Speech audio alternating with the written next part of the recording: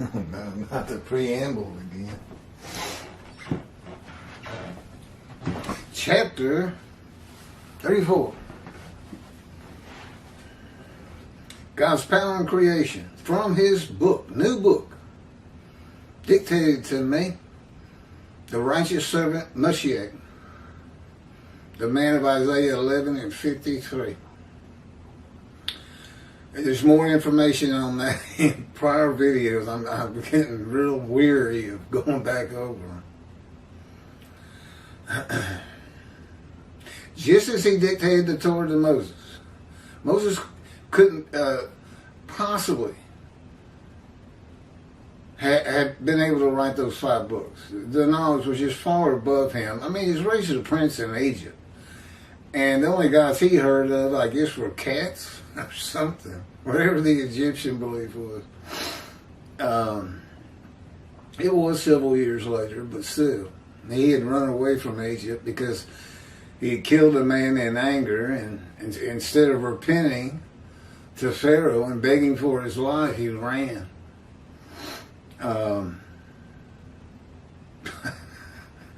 And so we're ready to begin. Oh, and God also, his spirit lit upon, and God is in his spirit, and that's when you can hear him speak. You find that in Ezekiel also. That's how God talks to a man. He basically enters you along with the angel of his presence, the Holy Spirit, who is a person. Judaism doesn't seem to think so, which is ridiculous. He talks in the Hebrew Bible. He can be grieved.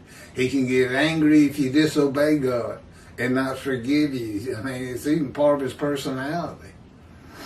But he dictated to each of the individual prophets of the book of the prophets, there's about 20, their books. Write this down. Command and direction. And that can be verified. The way they go together. To know this is the day of the Lord, and it is, you have to kind of put together Isaiah 11 and 53, Jeremiah 31, all of Ezekiel, and Malachi 3, where the day of the Lord is announced. With significant changes. From 7 prophets talked about the day of the Lord. It's supposed to be a day where evil and sin is banished from the earth. And so you're left with nothing but righteous people. Which is where I guess this Messianic era concept began. But really it was just mainly written for the people of antiquity. It's never going to happen. How could that happen? How could that happen? It can't. I don't care, but you can say, well, Armageddon. No. But his last words on the subject are, I know many do not heed me and revere my name. In Israel, only 30% of the Jewish people are observant to his laws. And Bram says Moshiach will have all of Israel walking in Torah. And they teach that. And perfect the world, which I guess means world peace. Really? Moshiach's going to bring world peace. Huh. I think I'm going to cause a big disturbance is what I think. If anything, there's going to be a jihad declared against me by the Muslims for saying I'm the last prophet of God. This is not Muhammad. That's a blasphemy to Muhammad followers right there. Yeah, jihad, where it goes out. If you see this man, if I give you a picture, probably kill him. Do I look worthy? God's with me. He'll know if I'm walking into a trap. And maybe that's the way he takes me out. Yeah, he's going to determine when I die. Moses was a person who murdered a man in anger, hid the body, and when discovered, became frightened and ran from his crime. And then became, at the end of his days, a person more humble than any other man at the end of his life.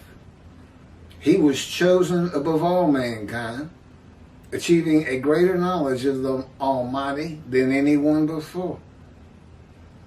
He's been with me 16 years now. I know him well. I don't understand a thing he does. I don't know why he's doing these things to me. I just know what they are. I just know he does it, and I just endure. Yeah, for all intents and purposes, I'm always in pain somewhere. Primarily over here and in my jaw joint, my TMJ. So Moses was a man like Ezekiel in that his spirit could become infuriated, furious, and bitter. To calm the spirit of Ezekiel, God pinned him to the ground for 430 days. Hands handcuffed behind him so he couldn't roll over from side to side. He had to stay on one side for like 380 days, and he got to roll over for 40 days for the punishment for sins of the house of Judah. The 380 days, I think that's what it is, was for the house of Israel, the northern kingdom, where they really must have been doing some sin. It wasn't vicarious suffering. It was supposedly a punishment on this priestly man who had been trying to get the house of Israel and Judah to stop sinning his whole life. And now he's being told he's going to suffer equally with their punishment. Their punishment was defeat and being deported to Babylon, and which would be Iraq and Iran. I don't know if Babylon went that far. Any event, they got deported out of the promised land.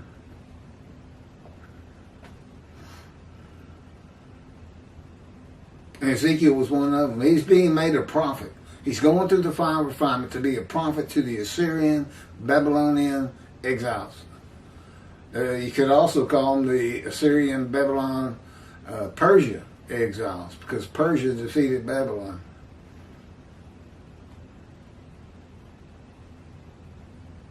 A man does not go from being hot-tempered enough to kill another man to the most humble man on earth by being the leader of hundreds of thousands of men and women. 600,000 men and their families were in the Exodus and known to converse with God. That enlarges the ego of a man, if anything, and is not a humbling experience. To be known by everybody.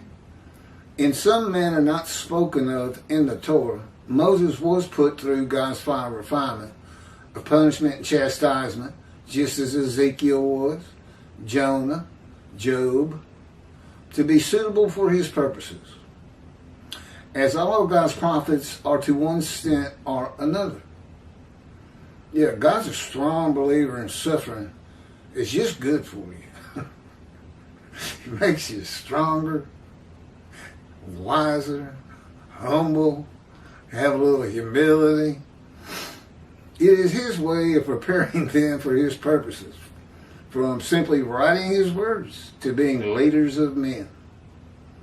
God's righteous servant of Isaiah 53, that would be me, is the prophet like Moses, who endures chastisement, punishment, maltreatment, crushing, and bruising by the hand of God, his words and his power, in God's fire of refinement, which I call God's boot camp for prophets, likened to a cadet who goes through boot camp to become a Green Bay Marine or a Navy SEAL. As I understand, that's very, very tough 6 months or so. I'm like, 6 months? I'll take that over being with God. Or being in God's fire of refinement. No, nobody would turn this down. And frankly, he doesn't let you. Ezekiel didn't get a choice. God said, he says, a spirit seized me, and I went in the bitterness and fury of my spirit in the hand of God. And you think being in the hand of God means everything's going smooth for you. But he's bitter and furious. You know why? Because God sees him. The Spirit is the Holy Spirit, the angel of his presence. And God is in him. And now they're both in Ezekiel. And he can hear God's words, as he tells us. He's in the fire of refinement. I've been furious so many times they can't be counted. And bitter. I'm bitter right now. I'm so tired of this. Okay. It is his way of preparing them for his purposes.